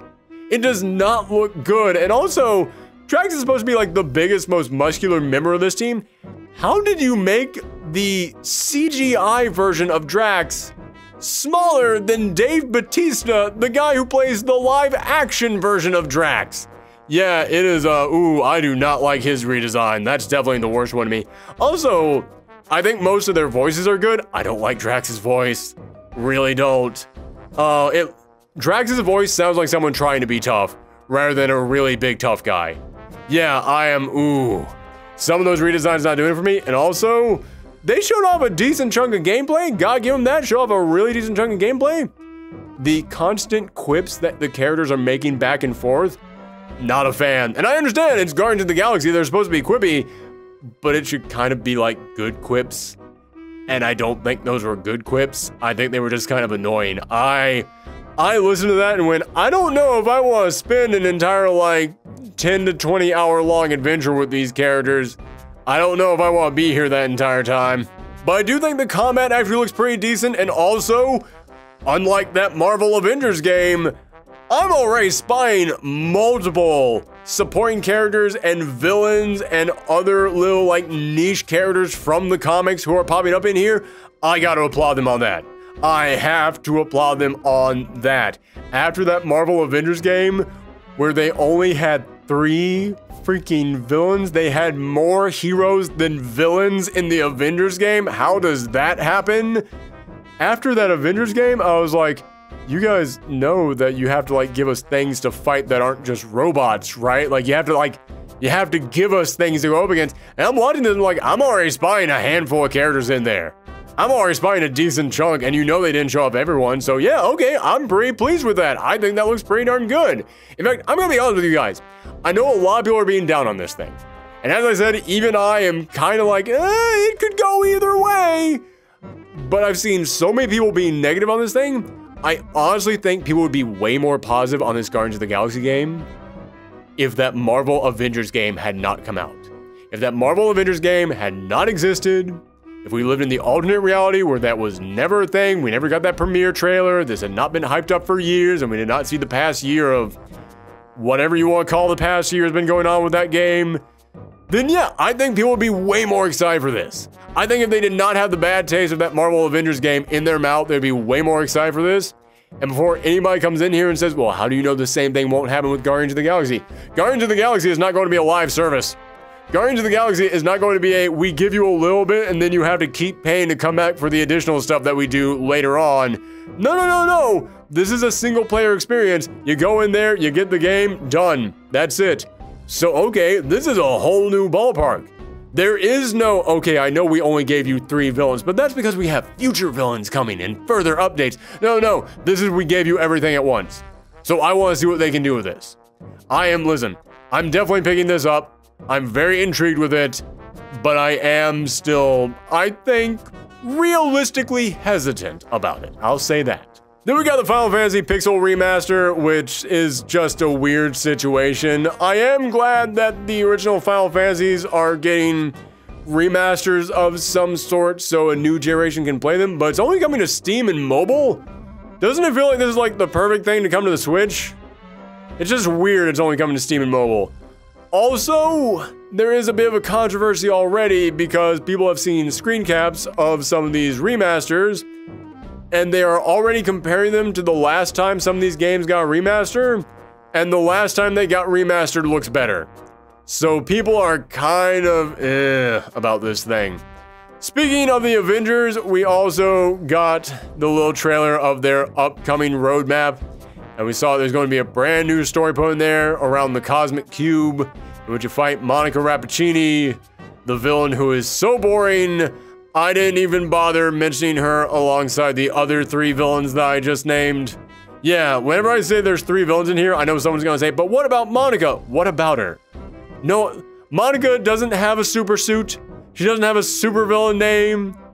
She's just a scientist. Like, literally her scientist name in the comics is Scientist Supreme because that is her role within AIM. And she's just someone in a green suit who leads around all the AIM goons. That's all she does. There's nothing really interesting to her. And now we're going to fight the nothing character as she has the Cosmic Cube. That's it. Okay, fine, whatever. But we did get to see Black Panther finally. We got to see him. And I will let you guys know right now, this is going to be the update that decides the future of this game. Because this one adds in their Black Panther, and also adds in the villain of Claw, so we got a brand new villain finally. Which, I have to stress that, finally. Because there's another update in there that I skipped, which is the Wasteland one, where you're going around the future Wasteland map that they made for this game. And the villain you fight there is just Taskmaster again. For like the 5th freaking time. It's just Taskmaster again, oh my god. But listen, even if like there is a new map, and even if there's also Maestro the Evil Hulk on that map as well, no one cares. No one cares about Monica Rappaccini, nobody cares about the Cosmic Cube, no one cares about the Wasteland update. Black Panther is the one that will save this, if anything can save it. This is the update that will decide if there are future updates, because I kind of backed off of complaining about the Avengers for a while, because I've been following the user base online. For anybody who doesn't know, there is a website out there, Steam Labs, I believe it's called, where you can actually check and see how many people are playing a game on Steam. And I remember when there were all these reports that the number of people playing Avengers on Steam dropped below 1,000, and it was starting to become hard for them to match people up with other players. But I kept following that, and yeah, it dropped below 1,000, but dropped to like 900. And it stayed there for like months. And I looked at that and I went, oh, I guess it kind of evened out. It kind of, yeah, it dropped dramatically, but the people who are enjoying it, they're sticking with it. And don't get me wrong, that is not enough people playing your big multiplayer game. However, this is a live service game that's loaded with tons of cosmetic DLC. And if all those people who are still playing this thing are still willing to spend money on the cosmetic DLC, that could be enough to keep this thing around. Like, that's the success, that's the secret to the success of live service games. You don't need a ton of people to play, you just need the right number of people who are willing to spend money continuously on it to keep playing. So I kept looking at that 900 people who were still playing this on Steam, and I thought, okay, are they still spending money on this? Because if they are, I can see how this thing would continue on into the future. After this Black Panther update, I checked online because it had been like 2 months since I last checked the number of players still playing this. And in that time, their numbers dropped again. The number of people on Steam who are still playing Avengers is now somewhere between 300 and the middle 600s. That's it. That is not good. Like, even if all those people are still spending money on it, that is not enough to continuously justify this game existing. So this update needs to bring people back. But here's the thing. Black Panther is a super popular character. And this will introduce a new villain, so you don't just have to keep fighting Abomination and Taskmaster over and over again. So, maybe this could be the update that keeps people coming back. Maybe this could be the update that saves it. I don't want to keep poo-pooing this thing too much. It does still have a shot at life. It is hanging off the edge, but it's still got a couple fingers up there. Let's see if now, like, Black Panther can reach out and grab him and pull him up in time. Then we got some ads for some mobile games and a Final Fantasy gacha game and the Battle Royale, and no one cares because next up is Babylon Falls. And holy cow, this was when the first big record scratch came. Now, visually, this game did not look all that great, and I saw a lot of people online saying, okay, it's probably just because they had to take what they initially had and compress it down for this video. But then if you go to like their actual website and you see the fully uncompressed video footage and the fully uncompressed still frames that they have, it looks exactly the same. Like, that's not just bad visuals because of compression, that's just bad visuals. And then this is being made by Platinum, a company that is known for their big crazy action, and the action actually looks kind of stiff and uninteresting in here. And then you've got that narrator, who I don't know why they thought that narrator would be good. We were watching this on Twitch, and someone in my chat said it sounded like the Knights Who Say Knee. And I went, yeah, that's never going to get out of my head now. Why, for your big dark fantasy world, do you think this is the tone that you want to have to get everyone hyped up? Does the savior of Neo-Babylon stand among us? Let's find out without further ado! And you know what's really sad is that I didn't realize we had seen this before. I thought I had heard this name before, but I was watching this going, no, I've definitely never seen this before. But no, like 2 years ago, we got the first trailer for Babylon's Fall. I went back, rewatched that first trailer. It looks so much better than this. How does the thing you had 2 years ago look better than what you have now? I don't understand how that's possible. I mean, was that initial trailer just a lie? Were you lying to us? Is that what happened? Because it sounds like you were lying to us with that first trailer. But I think one of the things that really hurt this is that this is a live service game. And yeah, we're kind of now at that point in the industry where people don't get excited for live service games. Like, I think there's still a giant chunk of people in the industry who they're still coming off of when live services were all the rage. And now they're starting to realize, oh no. Oh, everyone's beyond that. Like, that's not like a handful of live services work, but there is a graveyard out there just filled to the brim with live service games that just came and went. Hell, I saw so many people who were surprised in that Guardians of the Galaxy game that it was going to be a single player experience.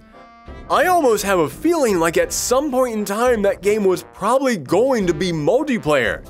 It probably was going to be like a 4-person multiplayer game, but then they saw how everyone reacted to the Avengers and they're like, no, we gotta take this back into the lab and cut some of this stuff out. Let's make this single player and a single time only game. This is no, like, it really feels like that was at one point in time probably going to be a live service as well. So you've got a thing that doesn't look good and you're telling people to their face, yeah, you have to keep coming back and playing this over and over and over again, keep spending money on it in order to get the full return on this. No, thank you. No, I'm good. I'm totally fine. And I think the other thing that really hurt this was that, as I said, it's from Platinum. And we know we're not getting any Bayonetta news in a while. Bayonetta 3 was announced, what, 4 or 5 years ago at this point? And we haven't seen anything on it? And at the beginning of this year, the guy behind Bayonetta said he hopes by the end of this year, they can have an announcement about it. Not a trailer, but they would have some news. That was his exact words. He hopes by the end of this year, they can have news about Bayonetta 3, which means they're not even working on it yet. This thing that was announced 4 years ago that everybody's been super hyped for hasn't even begun getting worked on yet, more than likely. And now the studio behind Bayonetta comes out here with a thing that looks bad, sounds bad, and tells people that they made it specifically with the intent of people continuing to spend money on it. No, just all the no on this. It feels like everything went wrong with this. And even if somebody's going to come in here and tell me, well, you know the people who worked on this are not going to be the same people who are working on Bayonetta. They're two totally separate teams, even if they work for the same studio. Yes! But you also have to understand how this looks. You also have to understand that's not how it looks. And if you know that your studio has a big thing that everyone's excited about and it hasn't even begun getting worked on yet, and now you've got this other thing that just looks bad and sounds bad, and none of the gameplay looks good, and you're telling people that they gotta keep coming back and playing it over and over again because it's a live service and people don't even like those things anymore, it's just going to be that last little straw that just breaks the camel's back. In fact, I'm looking at the trailer for it right now on IGN. It has more downvotes than upvotes. It's got 1.3 thousand downvotes, 1.2 thousand upvotes.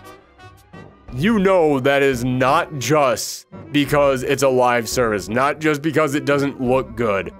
There are so many other factors in there, and this just to me is one of those trailers where just everything went wrong. Everything went wrong, including the stuff that wasn't even in the trailer. We also got to see that there is a Life is Strange remaster, and we're starting to hit that point with remasters where when you do that thing on the screen where you have the new version go across the old one, I look at it and go, wait, which was the remaster? Because yeah, this doesn't look like, listen, it's not like Life is Strange looks bad. No, it doesn't look bad at all. But this remaster looks almost exactly the same. Like, I don't even know if I would really have advertised this as a remaster. And now, the final thing that was shown off from Square Enix. Final Fantasy Origins, Stranger of Paradise. I have never seen a trailer that within the span of just a few days went from being the most reviled thing on the internet to being the internet darling. Because this thing is so hilariously stupid that people have to laugh. First off, it's going to be kind of a remake in some sort of way of the original Final Fantasy. Like, it's going to be like a sidequel sort of remake sort of thing where maybe it's happening at the same time. Maybe it's an alternate reality sort of thing. Maybe it's a reimagining. Who even knows? Who knows what their plan is right now? But you have this group of 3 guys who are charging into this castle to take on Chaos. And they are the most edgelordy dude bro gang you've ever seen. Like, if you looked at the cast of Final Fantasy 15 and thought they were too subtle, this is just mwah, chef's kiss. Just chef's kiss in how hilariously over the top it is without realizing it's being hilariously over the top, because that's what makes it funny. If they were trying to be over the top on purpose, it'd be like, okay, well, we're all in on the joke. No, this is funny because they thought it was going to be so cool. They thought everyone was going to look at Jake Chaos Slayer over here and be like, that's my new favorite hero. They thought people were going to look at this protagonist they made and then walk over to their wall, look at the Final Fantasy VII poster they had at Cloud Strife, and rip it in half so they could make room for Jake Chaos Slayer to go up there. It is so obvious with how over the top they're trying to be with this, that they're going for an audience, and they went for that audience way too hard. And I'll admit, some of the combat in here actually looks kind of decent. Some of the combat looks okay. I actually think that looks like it could be fun, and the demo is out, and I haven't played it because the thing is completely broken, but the people who have been able to play it, the people who were able to get in there and play it, have pretty much all said the combat is actually fun. And hey, I know the people who were working on this game, they're capable when it comes to combat. They can make some really fun combat, so yeah, I think the combat will actually be fun in here. But oh my god, the writing. Oh my god, the writing in here. They just said chaos like 15 freaking times over and over again. Sometimes almost back to back. Sometimes almost back to back. Like there's that one scene in which they go in there, it's like, we're here for chaos. And then the big night guy stands up, chaos. I don't know how they didn't realize they were doing that. I don't know how they didn't realize this was going to be hilarious. But then even just beyond the repetition of chaos, chaos, chaos, chaos, chaos, there is that moment there in which the narrator comes in and goes, there was once a glorious knight who was adorned in such a beloved suit of armor. It was an amazing suit of armor. As the camera is panning around the big villain Chaos and showing off his armor. And I was like, yeah, okay, dude, we get it. We get that this guy was the big good knight that you're talking about. Now he's a villain. And then somebody in your party actually stops and goes, oh my gosh, you're that knight. And I went, did you honestly think people weren't going to get it? Did you honestly think that people were not going to get from that super unsubtle narration what the point of this was? And even then, why on earth would you spoil it for the people out there who didn't get it for when they play the game? I repeat, they put a giant spoiler for their story in the trailer, but only after the narrator that tried to hint at what that spoiler could be hinted at it so hard there's no way it could be a spoiler anymore. Again, this is one of the most hilariously bad trailers I have ever seen. I laughed my ass off at this trailer. And again, the internet did as well. And it almost feels like now this is the thing that everyone is waiting for, but not for any of the reasons they want. Because in just the couple days since this trailer was shown off, I have seen the internet going from, oh my god, that was terrible, what the hell was that, to just pumping out those chaos memes.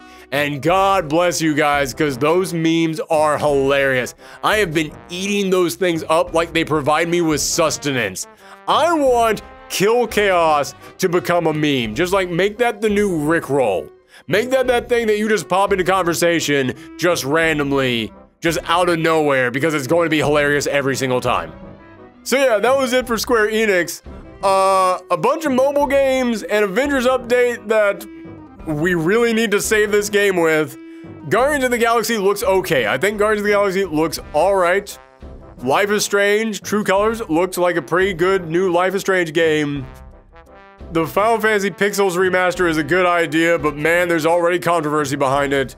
And then Babylon's Fall just feels like a big middle finger. And then Final Fantasy Origins Strangers of Paradise feels like a middle finger that then got blown up and then twisted into a balloon animal because everyone now loves how stupid it is. It's like the kind of trailer that Mystery Science Theater 3000 would talk about. So okay, we are almost done with this video.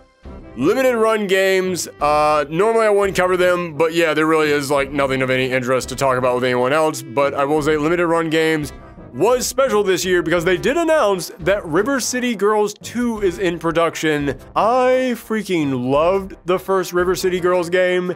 It was one of those games that, listen, if you ask me like mechanically and all that stuff, like, oh, was it all really good? Yeah, it was pretty good. It was pretty solid, but it was just the personality and it was the characters and the, like, just the humor and how well written and how witty it was. That's what brought me back to that game. The fact we're getting another one, love it. Love it, love it, love it. We've seen nothing of it But all I needed was to know that they're making another one.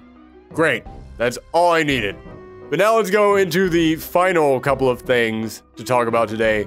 Warner Brothers had a big showcase in which they showed off some gameplay of Back 4 Blood.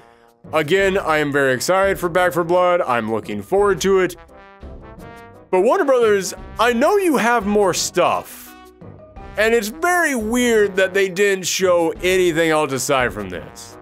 Again, with the past year, I do understand why a lot of games that people might have expected to get shown off did not get shown off. I understand that. I fully understand. There's a reason why some things we were looking forward to are not here. But it's been a while since they announced that Suicide Squad game. It's been a while since they announced that new Batman game. We know NetherRealm has been working on some stuff for a long time now. It feels very odd that they didn't show off anything for any of that. Like, this isn't new stuff that they just started working on. No, they've been working on this stuff for a long time now. It feels like at this point, we should have more than just cinematic trailers for a couple of these games. It really feels like there should have actually been something they could have shown off this year. I mean, hell, Rocksteady actually even tweeted about their Suicide Squad game right before E3, and they didn't show anything from it. That just feels weird to me. So yeah, again, like Back 4 Blood, I'm excited for it, but like, I know the chef is cooking a bunch of dishes back there. Why does the menu only have one item? Then there was Capcom. Oh, Capcom. What do we always say about Capcom? Everyone loves their games except for them. I wasn't too distraught with the Capcom show. I know a lot of people were upset with it. I was not, because on Twitter, they came in and they said that the show is only going to be half an hour long, and they were going to talk about that Phoenix Wright collection, Monster Hunter Rise, Monster Hunter Stories 2, and Resident Evil Village. They said that's what they were going to talk about, and the moment I saw that, I said, that is all they are going to talk about.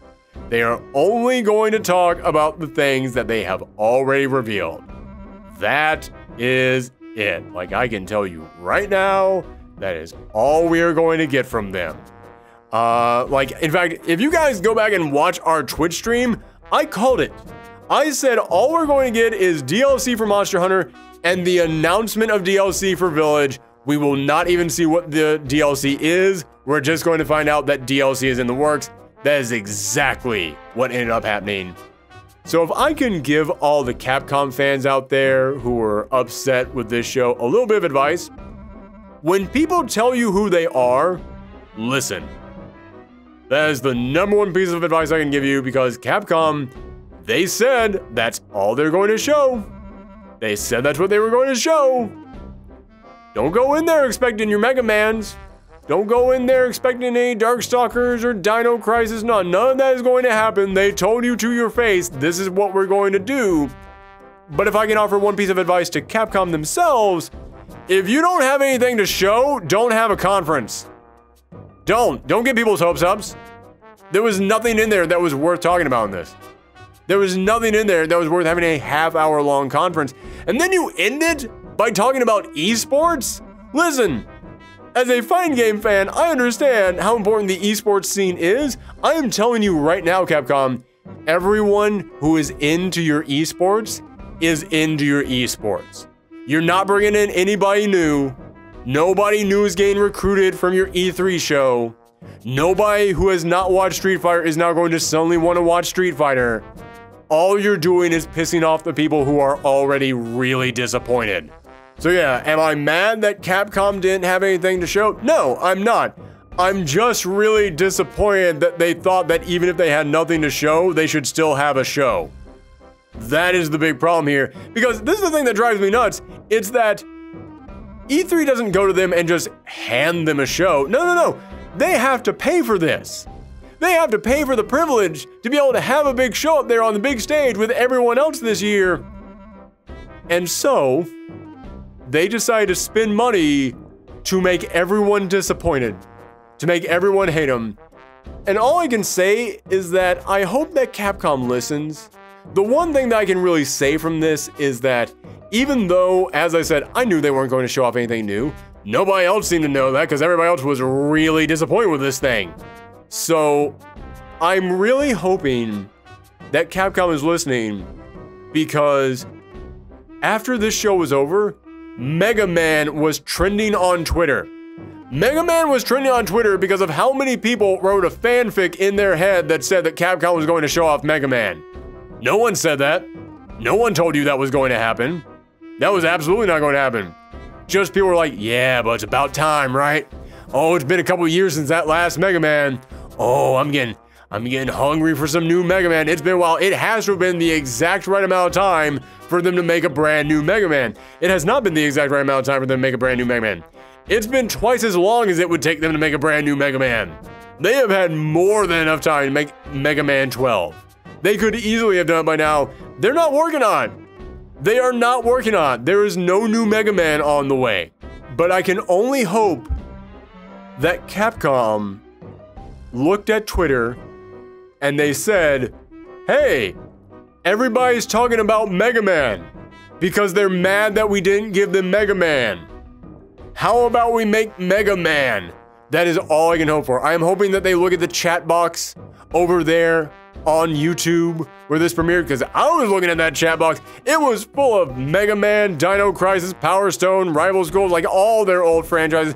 Just literally reach into the comment section and grab any of them. And you're fine. You will make people happy as long as you grab any one of them.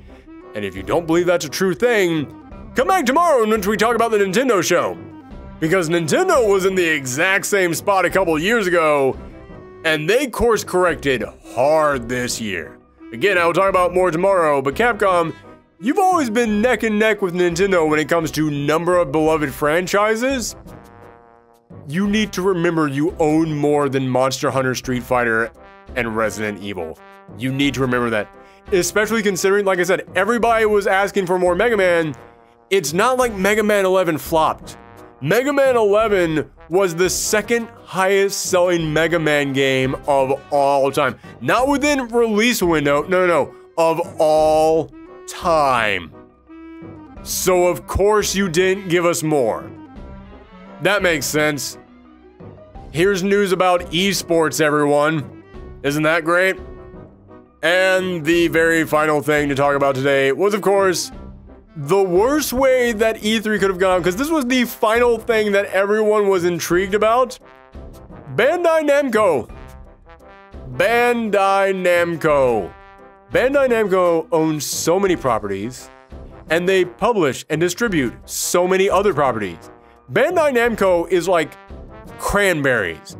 Go to your grocery store, walk down the juice aisle, and just see how many things cranberry gets into. There are so many games out there that you don't even realize are Bandai Namco properties that they have their fingers in. They're just out there, they're sticking their Bandai Namco-ness into everybody's business. Bandai Namco has a little bit of themselves in almost everything that comes out. So there's so much they could have shown here. And they decided they were going to talk about one game for 15 minutes. And it's the game that comes out in October. Not Scarlet Nexus, not the thing that comes out in 2 weeks from Bandai Namco that they have hardly mentioned at all. I'm almost wondering at this point if there's something wrong with Scarlet Nexus. I think that game looks good, but Bandai Namco has almost been trying not to talk about that thing. And I'm wondering, do you guys know that this is bad or something? Like, has it failed all of your internal tests? Did you give it out to some people to play it and they all hated it? Why are you not talking about this thing at all that comes out in like 2 weeks? Here you have an opportunity in which you are going to sit down and just talk about games, and you decide not to talk about the one that at this moment does not look like anybody even knows it's coming out in like 2 weeks. It is insane to me that that is not the game that they decided to talk about. And then after that, Tales of Arise. The Tales of franchise, big deal. Everyone is talking about this game who is a Tales fan. We haven't had a new Tales of game in a while, and we're getting a brand new one. No mention of that. You're not gonna get, like, I don't know, any of the people who worked on the game to come in here and sit down. No, you're going to spend 15 minutes talking about one game, and it's the game that's coming out the furthest away from any of your other games. And it's the sequel to a game that sold less than the last Tales of game. Like I said, the first Dark Pictures game sold pretty decently. Second one didn't sell all that great. So of course the third one is the one that you need to give 15 minutes to, not the other games that could be bigger and get people more hyped. In a weird way, I almost feel like Bandai Namco is the big hero of this year's E3, because now we don't have to argue about who had the worst show. Like, Capcom obviously had the worst show, right? They didn't show up anything new at all, and they spent 5 minutes talking about esports. Oh, Bandai Namco spends 15 minutes talking about one game. And it's a game that they didn't even premiere. It wasn't even a brand new game. And it's not even the ones that probably need talking about the most. Yeah, this was perplexing to say the least. So yeah, that was it. That was this year's E3 aside from Nintendo. And again, we'll be talking about that tomorrow. But I really feel like Summer Game Fest was okay. You know, not a lot of stuff I was excited about, but the stuff I was excited about, got really excited about. Microsoft just really wanted to advertise Game Pass for a while. And it was a pretty good advertisement, but there wasn't really any big thing that really got me excited. More just like small, like, oh yeah, I guess I can play that. Like, that's the most feeling that I really got from anything in there. Square Enix had a big surprise with Guardians, but then they had just some hilarious misfires in there. Ubisoft was an Ubisoft show. That's really all I can say about that. Devolver Digital had some interesting stuff, but nothing that really stuck with me because, again, Devolver Digital's big problem in my mind is that you only remember the skits, you don't actually remember the games. And then we got the runs of the litter there at the end with Capcom and Bandai Namco. Yeah, it was a bad E3. I think we can go ahead and say that. If you take Nintendo out of the equation, this was not a good E3, and as I said, yeah, I understand that part of that is because of the 2020-ness, because of all the stuff that happened last year with the pandemic. But again, it's not like games weren't shown. Games were shown off. They just weren't all that interesting, and they all kind of blended together. And a lot of the trailers were hilariously stupid. But at least the hilariously stupid ones were memorable. Like, a lot of people were going like, oh, well, why are people only focusing on the bad this year? It's because at least the bad was interesting.